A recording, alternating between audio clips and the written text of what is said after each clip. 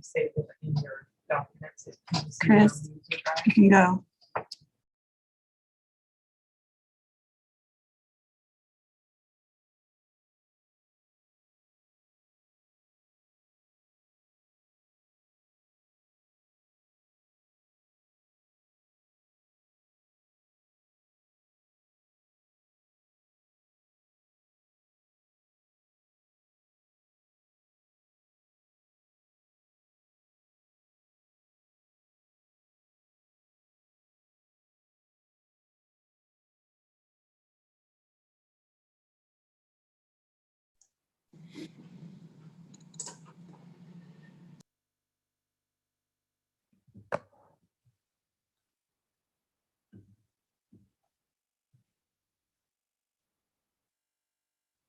Oh, really? Chris, you can go anytime.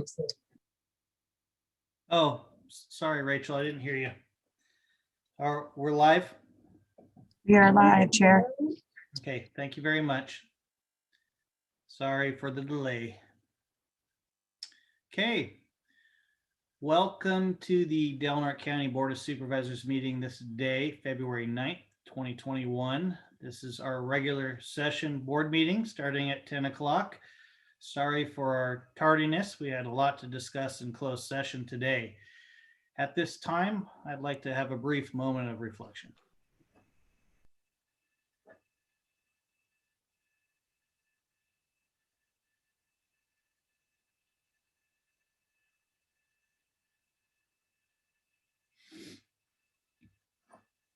Thank you. Kylie, can you please take roll? Sure. Can we? Okay, he's on. Supervisor Hemmingson? Here. Supervisor Starkey? Here. Supervisor Short? Here. Chair Howard? Here. I will take note that Supervisor Berkowitz is absent. Thank you, Kylie. We're all praying for Supervisor Berkowitz's quick return to this board. Supervisor Short, would you please lead us in the Pledge of Allegiance? Certainly. Ready, salute. I pledge allegiance to the flag of the United States of America and to the republic for which it stands, one nation under God, indivisible, with liberty and justice for all.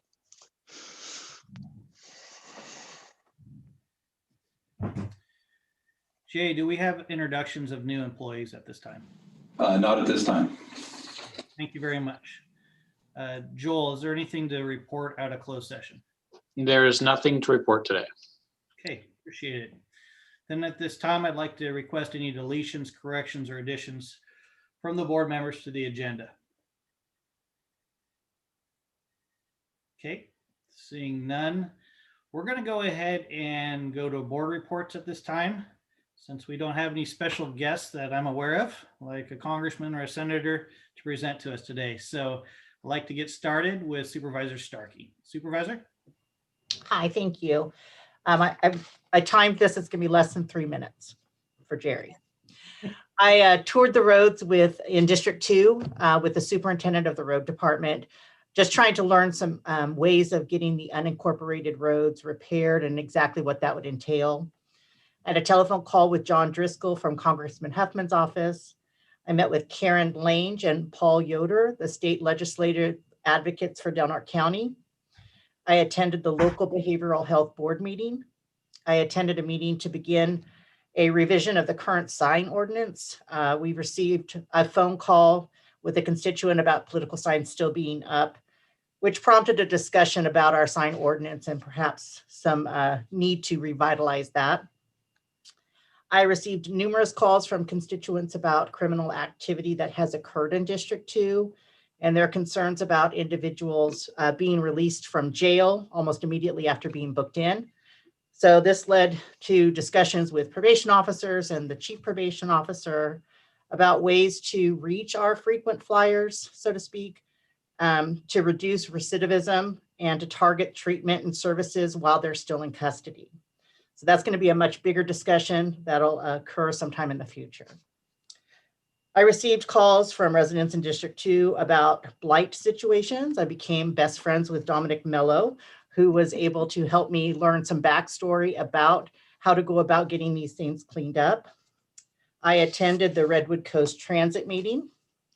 I attended the Rural Caucus meeting, and that was a real good, robust conversation about vaccine distribution and how it's been somewhat inequitable for our small rural counties and how we can go about getting our voices heard to make sure that we get these vaccines rolled out to us as well. I met with the Chamber of Commerce and the Visitor Bureau representatives, Blake Inscore and Cindy Vosberg, for an overview of the Chamber and the Visitors Bureau. I attended a meeting with Marin Rose of the Area 1 Agency on Aging. That was my favorite meeting. There's a lot that they do, a lot of ideas that they could keep doing. I've never been shy about saying that protecting our senior citizens is something that's very important to me, and I'd like to come up with ways to keep them safe in their homes for as long as possible. I recorded a reading of Dr. Seuss's book, Green Eggs and Ham, for the Mary Peacock School. Celia Perez and I recorded a version that alternated between English and Spanish. So that was a lot of fun. And any board members that want to also record something, let me know, and I can get you connected with the principal of Mary Peacock. And finally, I met with Jay Serena multiple times to review policy, budgets, and pretty much everything else. I just want to say that Jay is a huge asset to our administration, and I'm grateful that he makes himself available to us on the board, as well as all the department heads. That's it. Thank you, Supervisor Starkey. Supervisor Short. Thank you.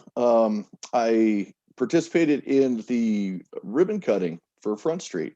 Kind of proud of that. Getting that process going was one of the last things I did during my tenure on the city council. So that was great to see a beautiful project done on our Front Street. I also met with our lobbyists, Karen Lange and Paul Yoder. Pretty enlightening as to how much of an asset to our county they are. I attended the Tri-Agency Economic Development Agency meeting and was elected chairman for this year. Thank you, Mr. Howard. I attended Congressman Huffman's virtual town hall, the Redwood Coast Transit Authority meeting. I was also elected as chair on that board. Attended the CSAC Rural Caucus, as Ms. Starkey mentioned. I attended Governor Newsom's town hall and COVID-19 update.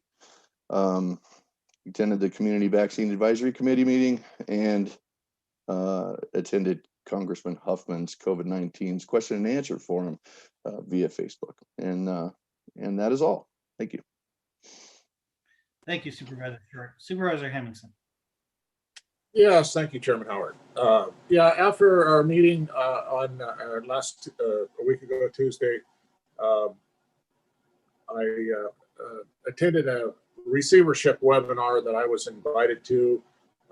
Pretty interesting, although I didn't understand everything that I heard. So I'm going to follow up with that. I had a Norte meeting, which is the Northern Rural Tech Training and Employment Consortium, where I was elected vice chair. Bob Williams from Tehama County was elected chairman. Look forward to that.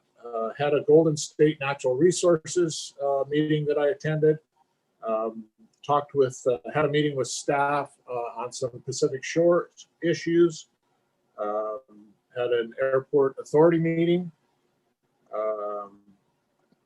Had a staff meeting along with Supervisor Howard on some transportation funding or funds when they were available. And on Saturday, my wife and I got vaccinated at the airport. Was extremely well attended. I don't know how, I think about 300 vaccines they put out, but they had it down to a science. You just moved right through. So it was I'm glad to get there. March 6th, we get our second injection and we move on from there. So stay safe. Thank you. Thank you, Supervisor. Had a lot of discussions with the county council over continued formation of a memorandum of understanding with on the Klamath River Dam removal. Attended the Senator McGuire's town hall specific to COVID-19 and state reaction.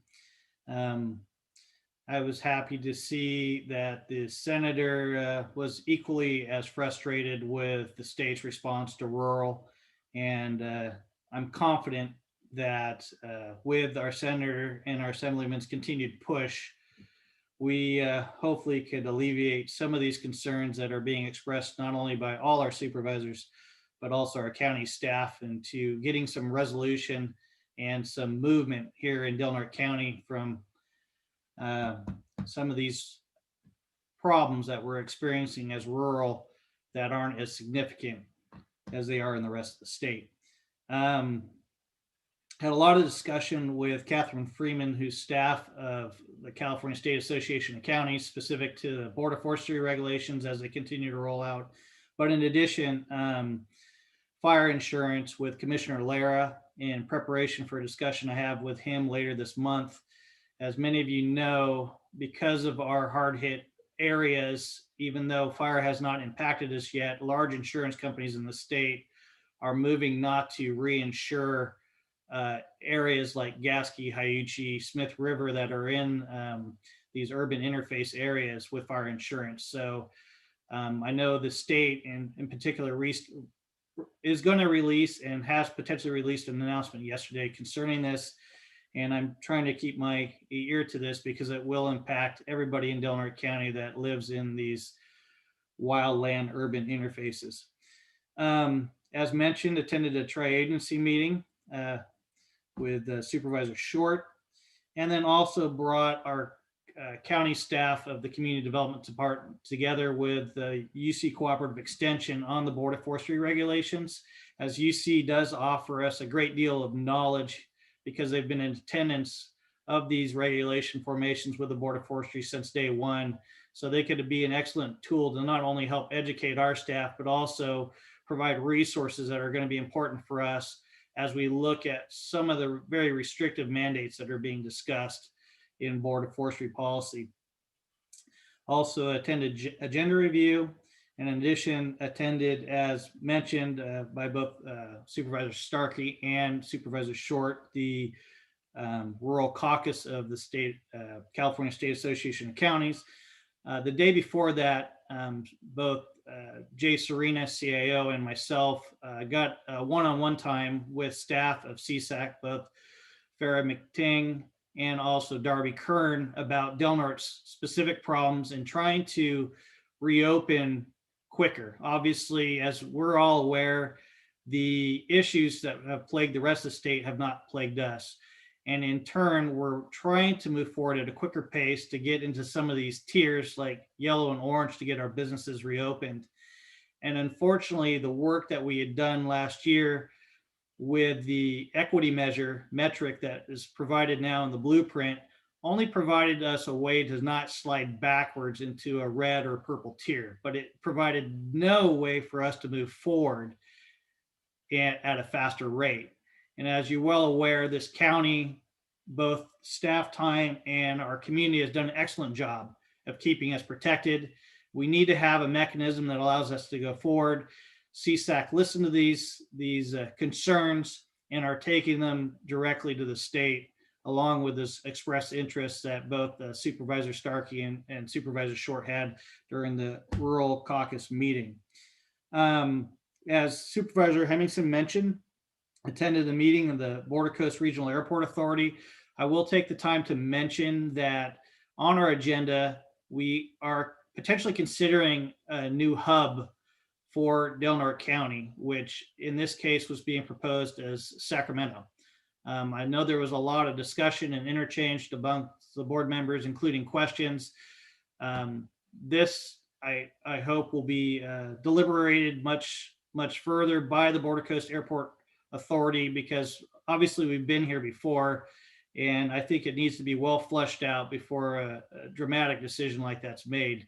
We can't just think of it as meeting this county's concerns, but also meeting the needs of people traveling to this county and what might be best to see that happen. As Supervisor Hemmingson mentioned, we attended a meeting with staff on RTIP funds that come into the county. And then, as also Supervisor Hemmingson mentioned, I want to compliment staff on the excellent job, including all the volunteers that supported the vaccination at the airport this weekend. I heard from constituents that went through this process and it was flawless from their perspective. So all the great thoughts and work that went into this paid off, guys. You're doing an excellent job and you all make us look good. So I appreciate that and really look forward to the progress that I know you all make in helping to protect Del Norte County. So at this time, I'd like to move forward with our consent agenda and open it up to public comment. Is there any public comment on our consent agenda at this time? Chair, I don't have any written and I'm not seeing any online at this time. Okay, we'll go ahead and Move bring for it back. approval. Second.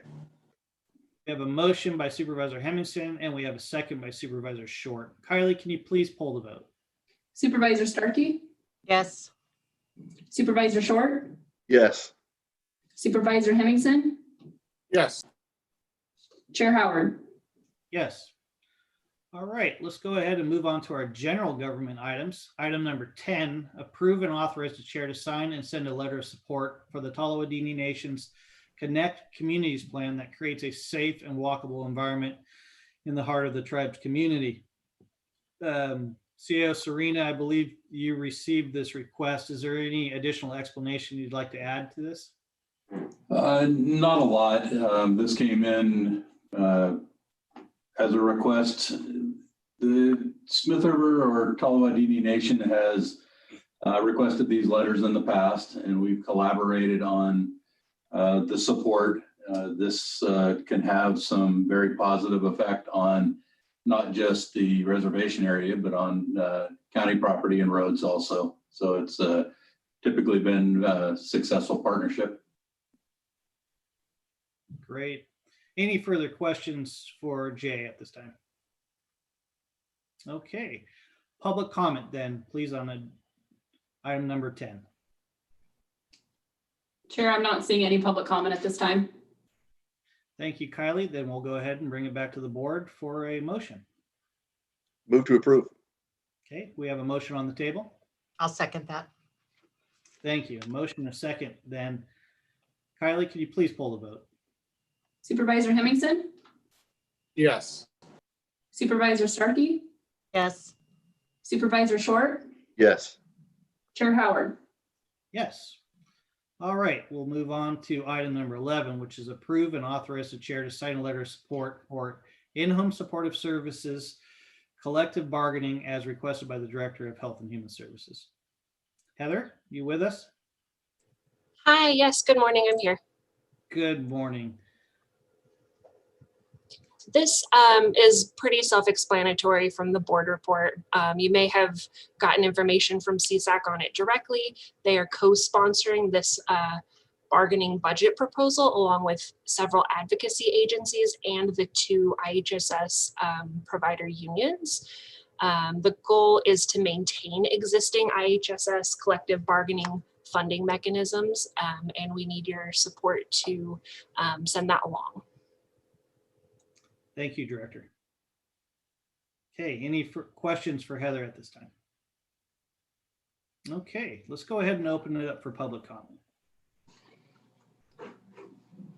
Chair, I'm not seeing any public comment at this time.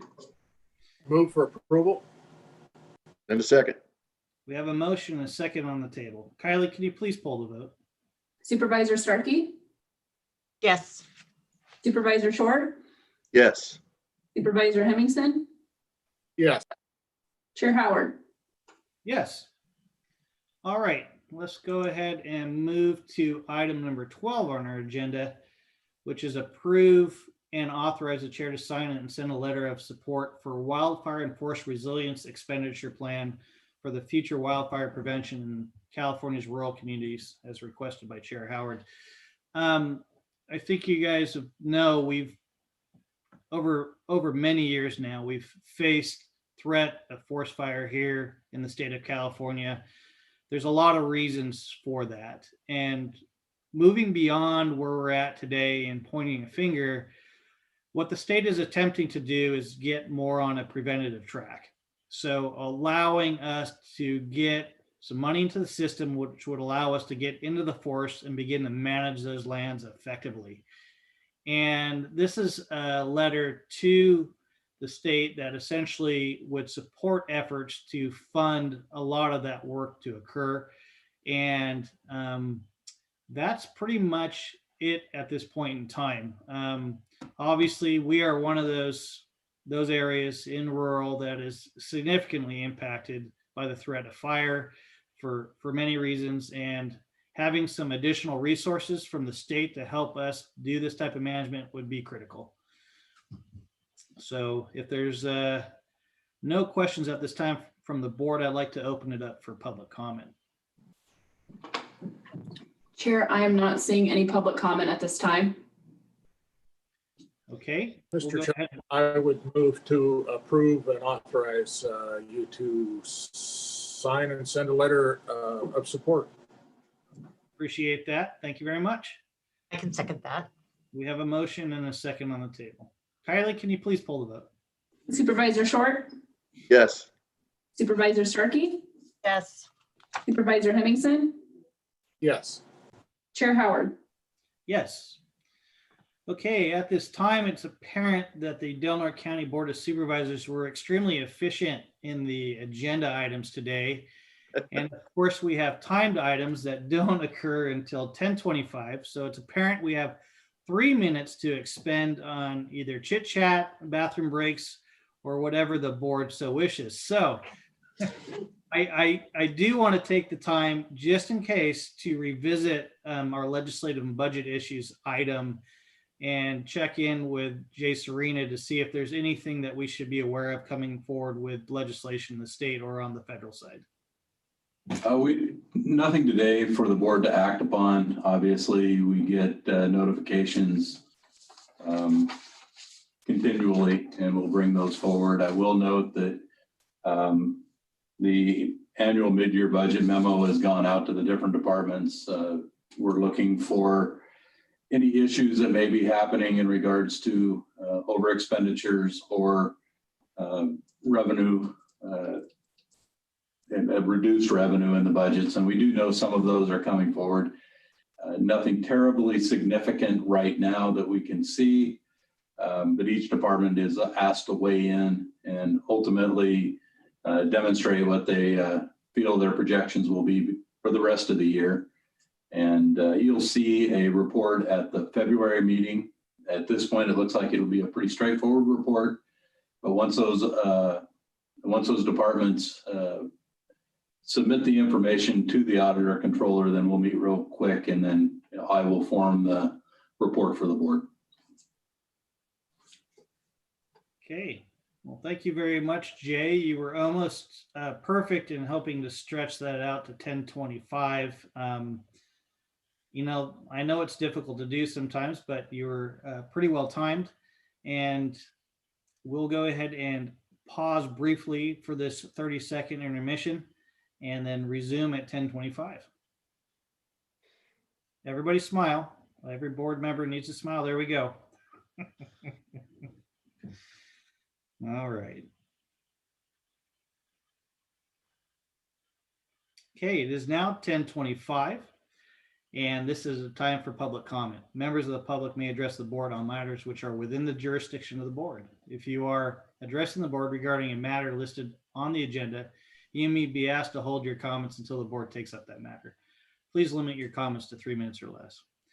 Kylie, let's open it up and see if there's anybody that's ready to address the board. Chair, I have one written public comment, but it's more related to COVID-19. So I was going to actually read that after Dr. Raywald updates us. But if you want me to read it now, I can, because I'm not seeing any raised hands online. Understood. And I think that's appropriate, Kylie. Okay. All right. Well, unfortunately, Kylie, that puts us back into the same problem that we were at previously. which is the 10:30 timed agenda and presentation item from Dr. Raywald. So we might have to go back on break again. So maybe we should take the opportunity to read that right. Oh, Supervisor Hemmingson. Well, as long as we're public comment, I would like to make a public comment on the vaccine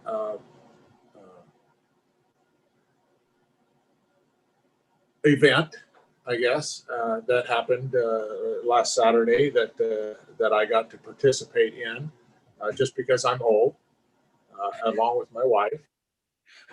But you know, the number of volunteers. I didn't mean to say that my wife is old necessarily. That's not good. Whoops. But she is.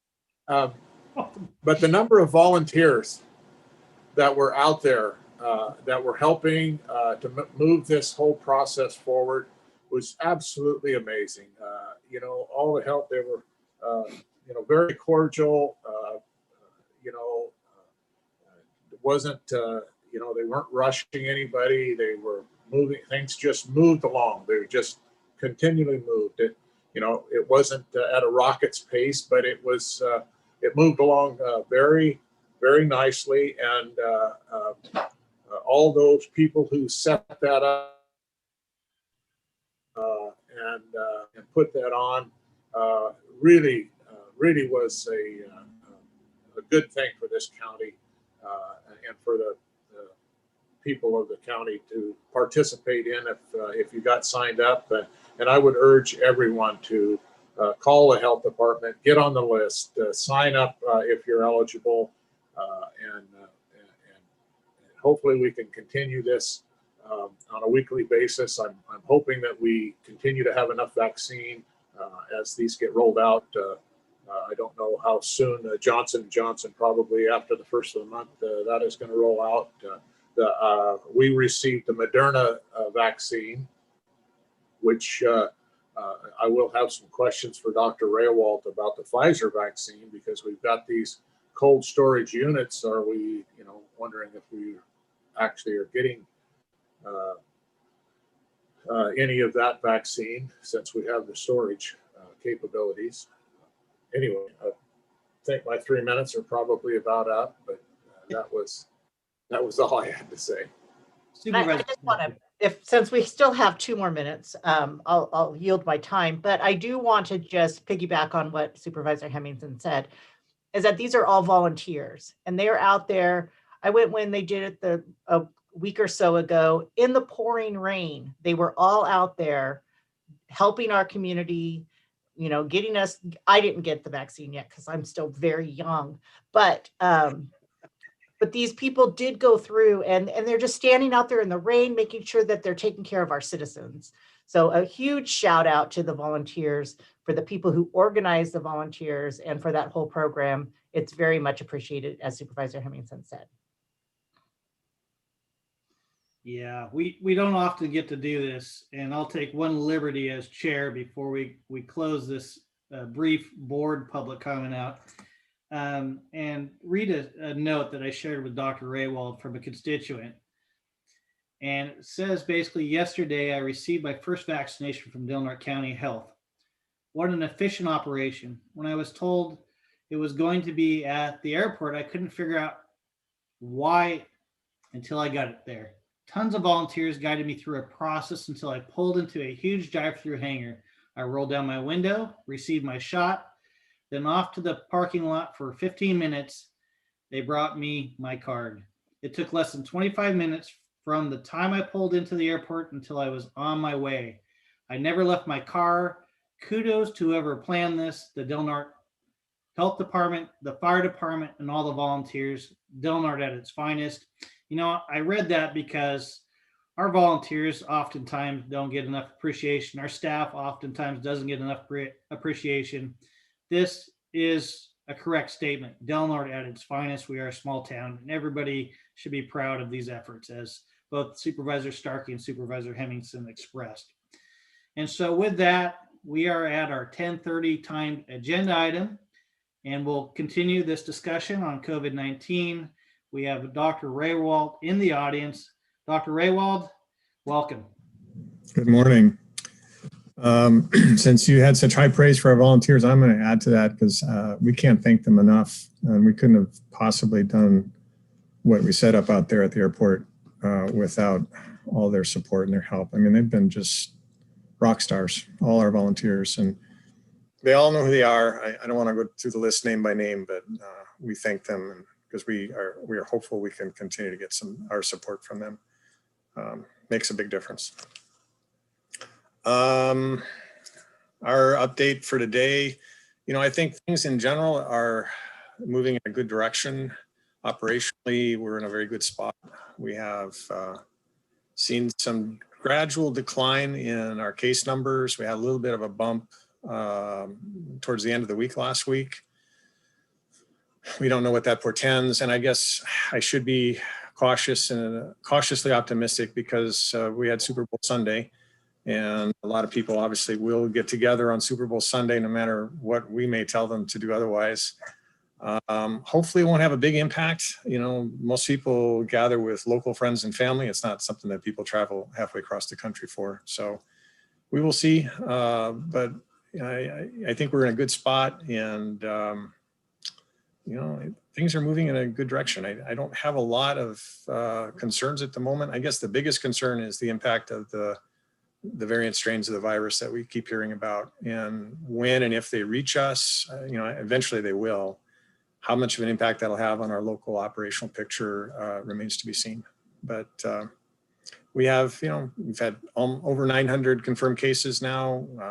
Hospital count is down. I think there's one person in the hospital right now today. The prison outbreak is very slow. It's very steady. They did have a few other cases show up this weekend, but they've not had the huge kind of caseload that we were all fearful of. They've done a spectacular job of management as far as I can tell. So I think we're in a good spot. And I think I'm just going to open it up for questions because I'm sure there are a lot out there today. So go ahead. So Dr. Raywald, if you could briefly touch, we've been told this morning that we're going to advance a tier potentially this afternoon. If you could touch on what that means to us.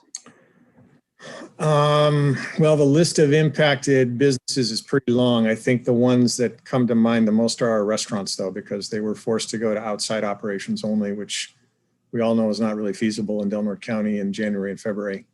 Now they can go back indoors, 25% capacity. And if you do the math, based on fire capacity numbers, that's a fairly substantial number of people. We hope they're going to keep people spaced out and use all the protective measures that we talk about all the time, because that will help. I'm really happy that they're able to open up. I think it's been, this last couple of months have been really hard on our local restaurant businesses. And, people ask this all the time, how much of a factor has it been?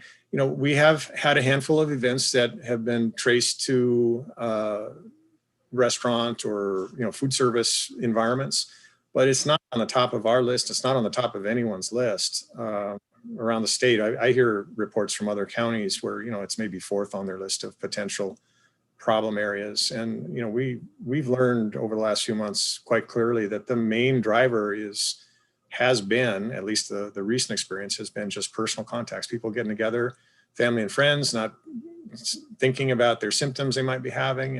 And so lo and behold, 4 or 5 people get infected. So we will see if that changes, but I've not been concerned about it, particularly in our county. I think it's good news for them, and I hope we can hold it. That's the key thing, is at least keep us here, or maybe move up into the orange tier and keep it sustained. We got pretty lucky last fall. We were able to hold an orange tier for a long time, and I think it helped our businesses quite a bit. There are other businesses that will impact, and I can't tell you off the top of my head all the changes, but it's pretty clearly listed at the websites, at the the Blueprint for Safer Economy website, and people can check it out themselves. And so it's good news. It's very good news. Supervisor Hemmingson. Yeah, Dr. Raywald, you probably heard my question before. I got a couple of questions. One is, are we expecting to have one of these events every Saturday with a number of, with a certain number of vaccines. And the Pfizer vaccine, is that something that's available to us? We've got these cold storage units now. Are we utilizing the Pfizer vaccine? Let's do the second question first. So the Pfizer vaccine is not yet available to us directly. We had 1,200 doses that were allocated to us separately in separate allocations in December. And we are, second doses that we've committed to, we're going to have about 15 doses left over, which we're kind of holding on reserve for stragglers, people who got vaccinated maybe with an extra dose and it didn't make the calculation. We will know that in about 2 weeks whether we can use those safely for anyone else. We already have a group of people in mind, basically some extra people at the nursing home that have changed their mind and want to get vaccinated, and we're hoping we can use that for them because it's a quicker vaccination schedule. It's a 3-week interval. With our freezers, we have been talking to the state about what we need to do to certify them. There was a little bit of a hiccup this week in terms of who needs to sign off on this, and we're working it out. I think we're going to have it solved before the end of this week, but then we have to wait and see how that impacts our allocation strategy. We are a small county, so we're allocated based on population statistics for the most part. And I don't think they can probably foresee us moving to using Pfizer until the vaccine supply increases and allows us to receive more vaccine in a general way, if that makes sense. It's easier to ship us, multiple boxes of 100 doses of Moderna than it is to ship us 1,000 doses of Pfizer at a time. We don't know that for sure. So we may find out that they'll send us 1,000 doses of Pfizer every 8 weeks or something like that, as an interim measure, which would be fine because if we have the freezer capacity for it, it's not hard to use it. And we just take it out every day as we need to, hand it out to the people who need to get vaccinated that day or the people who are going to be vaccinating that day. And we're in business. So we don't know. We'll find out. Your first question is it's kind of tied to what I just talked about, vaccine supply. We can't really set up any new first dose vaccination clinics until we have a larger vaccine supply to work with. Because right now what we have on hand is pretty much committed to supplying second doses and also second doses for the clinics that we've been supplying. Because right now we're redistributing vaccine to all the primary care offices in the county. Some of them are just getting started this week. Some have been in business for about 3 or 4 weeks using the Moderna vaccine. They're already on their second dose schedules for some of their people. We're the sole source at the moment because it's not commercially available. And we have to allocate based on our county allocation to all the different players who are trying to do this. So that takes up a pretty good volume of vaccine. We do really want to encourage people to use their primary care offices because in the future, I think they're going to have a bigger role to play just because when vaccine is more available, it just makes it much more sense to actually use the medical offices that you're familiar with. They're familiar with you. All of them have expressed interest in doing this. All of them are geared up and already doing it or about to start. We would really love to use that as much as we can because that's a big part of the project. We want to have every opportunity available. So it really depends on supply. We're planning second dose clinics right now for early March. We have a few targeted groups that we are doing second doses of in the interim. But until our vaccine supply improves, it's not very expandable. We can't scale it up yet. It will depend on the supply improving. When that happens, things will be different. But until that happens, the answer is basically no, we can't do any more mass drive-through clinics for first doses at the moment. Okay, questions from the board for Dr. Raywald. Doctor, I just have one follow-up question, and it's a concern that's being expressed by a lot of rural about the state's push to have a third-party administrator involved in the rollout. And we heard a lot about this last week during our rural caucus meeting that this could just add an extra layer of bureaucracy, similar to what you might be experiencing with certificating our freezers, for God's sake. I'm wondering what your feelings are on this, because obviously from rural perspective, there's a lot of pushback about adding another layer of bureaucracy into this piece. Love to have you opine on that for a minute, if you are aware of these discussions to potentially have Blue Shield be that third-party administrator. Yeah, I'm kind of keeping an open mind about it at the moment, because we don't really still have a good understanding of what their exact role is and what their authority is going to be. Right. We know that it's hard to have a pretty meaningful opinion. It has the potential actually to be pretty good. It also, as you say, has the potential to just add a layer of bureaucracy that we have to deal with. So I don't have a good answer today. I mean, we'll find out as we get closer to them actually starting to take on their role. My understanding, they're still finalizing their contract with the state of California, so it's probably being defined even as we speak. So we'll learn more in the next couple of weeks, I think. So let's do a hypothetical then, and let's say there's some good that could come out of this. What does a third-party administrator do for Del Norte County in respect to the rollout of anything associated with COVID-19? Well, they might help us fine tune our allocation. You know, if they bring a fresh look at the data and the demographics in our counties, they might help us get a little more supply. The thing that we want the most from public health standpoint is we just want a steady allocation that we can work with. Exactly. It's up and down. It can be 500 a week or it can be 100 a week. I mean, it's all over the map. And what I really would love to see is them just working out a schedule where they stop trying to target first dose and second dose and just let us figure that out at the local level and give us a steady supply to work with so we can predict that.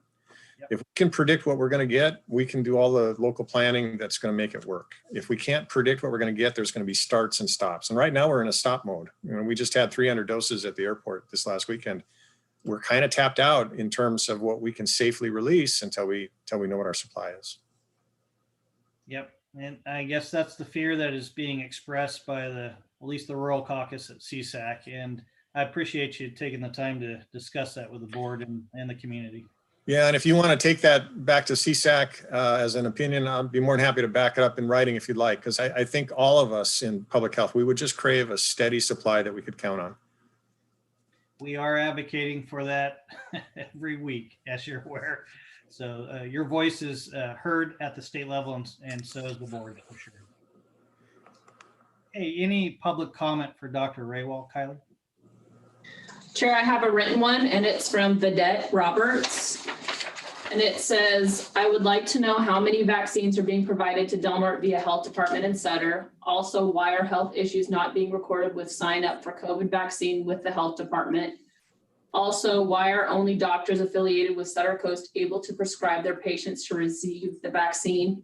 If anyone can obtain vaccine from Sutter Coast, why isn't that information being provided when calling health departments to get on the list? I'm very discouraged that our health department is not being transparent about what is going through on. And that's all that I had for written. I'll answer kind of in a broad sense. Sutter Health is what is called a multi-county entity. And as such, they get a partial allocation directed to the organization at the state level. Their initial vaccine allocations was for primarily their own staff.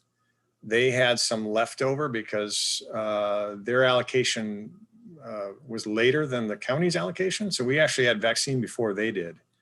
And we decided we're not going to sit on vaccine, and we just decided that was not wise. We did the same thing with the nursing home. The nursing home was supposed to be signed up to get vaccinated basically about now through the pharmacy partnership, but we said we're not going to wait. We started vaccinating them in December. Same thing with the hospital staff. So they ended up having leftover from their vaccine, and so they started working through 75 and above seniors. They have a number of patients through the clinic that they run there. We said, sure, that's fine. We are using our allocation to supply all the offices in town in a similar fashion. We're also helping them, because if they have need for second doses, we don't want those people to go short.